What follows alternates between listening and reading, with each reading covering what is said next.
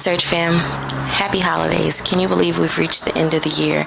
It is time for my 2022 bullet journal setup.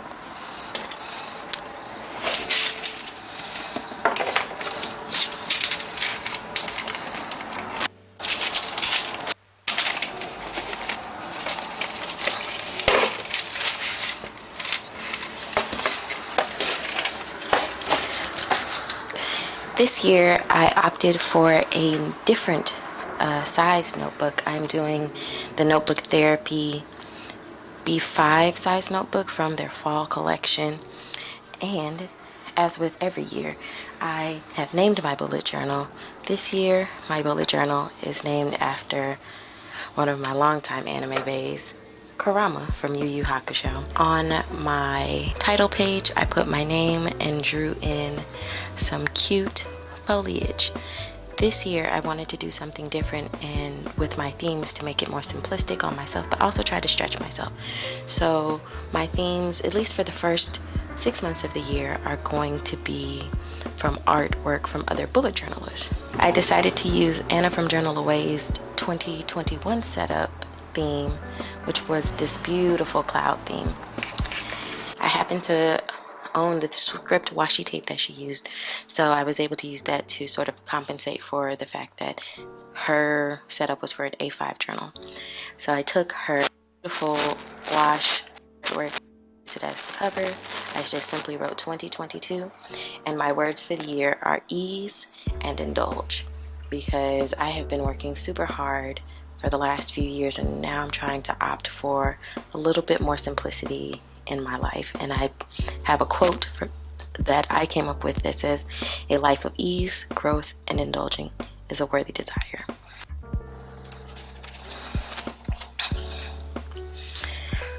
One of the things that I really wanted to do this year for my bullet journal is make sure I went back to my beginning spreads more often. So what I'm going to do, in lieu of having less pages to work per month, because I'm trying to get a full year in one bullet journal, that's my challenge, I wanted to use my future log to set up appointments, dates I should remember, but also my themes for the month. And so right here you'll see a little T that is meant to stand for theme, and I'll write down my theme for each month. I used a pale pink Tombow marker and a Crayola Super Tips marker to do all of my accent work, and I use my Pigma Micron pens for all of the writing, and I'll leave those down in the description. So for my goals section, I am going to write out my personal and professional goals, my affirmations for the year, and then start thinking through action steps for the goals that I have. But further in the year, I'll write out action steps further in greater detail for each quarter, like I had been doing. And then I wanted to think about what I'm working towards, like as I am looking to indulge myself more and have a little more ease in my life, what does that mean for my ideal way to live? And then also start thinking in terms of longer term, in 5 years and in 10 years, what do I want to be doing? Then of course I have my vision boards for the year, and I separate my vision boards by professional and then things I want for my personal life. And I usually do my vision boards in Canva.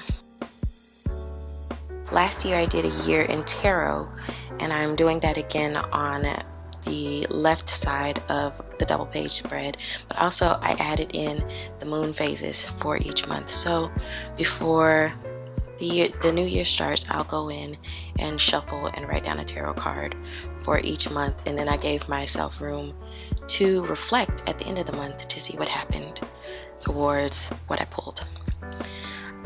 The next spread is my idea dump, which is just for anything YouTube, writing, whatever comes to mind, but also I forgot to put a passwords page, so I used the panel with another one of Anna's gouache paintings to add for my passwords, because I forget them. There's so many that I have now.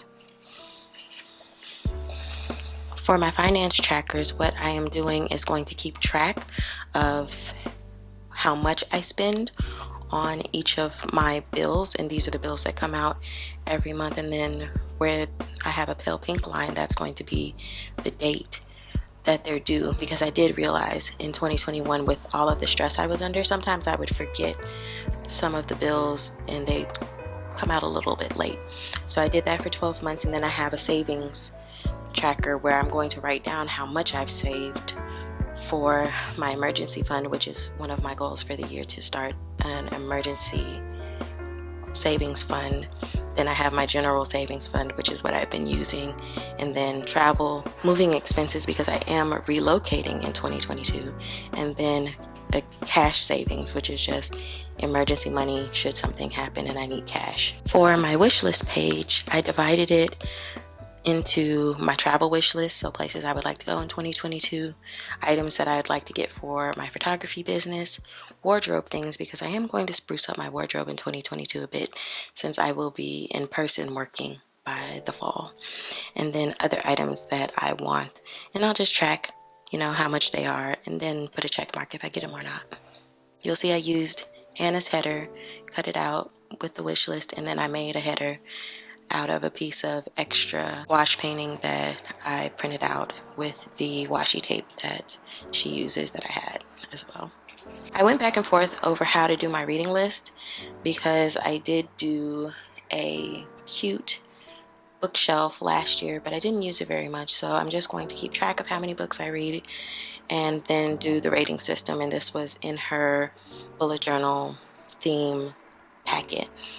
And I think this will be easier for me because I'm not going to have a reading goal, because I read so much over the course of the year. I couldn't keep up with everything, but I am going to use this for my personal reading and not my academic reading. Then I have a check it out spread always, because I love getting recommendations, so I have a space for books and manga, TV and movies, music and podcasts, and then places, because people suggest places, whether it's travel or food places, and I want to remember them, because my philosophy in life is if it's not written down, I'm going to forget it. The final spreads are my trip planners for the year. I did this in my second half of 2021 bullet journal, and I really liked having in my bullet journal, carrying it with me, what I needed for when I was planning trips. So though this is a little ambitious, I set up 8 spaces. The top header will be the destination, and then the event if I'm traveling for a specific event, dates, costs associated, and then outfits, so anything that I need to remember to pack. And this will be for large trips, but also small road trips and things like that. So hopefully I'll get to go 8 places over 2021, but who knows. So I hope you all enjoyed that. This was a lot simpler setup, less spreads, but like I said, I wanted to make it so that I would go back to them every month when it was time to, and not just leave them blank. So I'm going to be a lot more intentional about the work I do. Let me know what you think about the idea of utilizing printout bullet journal themes for your own bullet journal. And as always, friends, don't forget to like, comment, subscribe, tell a friend about the channel. I'll see you in the next one, and Happy New Year.